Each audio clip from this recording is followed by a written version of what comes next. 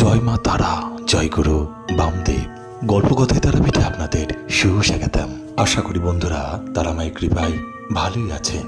গল্পকথায় তারাপীঠ আপনাদের কেমন লাগছে? আপনাদের সুচিন্তিত মতামত অবশ্যই জানান। আপনাদের এক একটি মতামত আমাকে অনেক অনুপ্রেরণা যোগাবে। জয় মা তারা, জয় মা তারা, জয় মা তারা। এবার দর্শন করুন মঙ্গলময়ী আনন্দময়ী তারা মাকে। তারাপীঠ মন্দিরের ইতিহাস প্রায় হাজার হাজার বছরের পুরনো।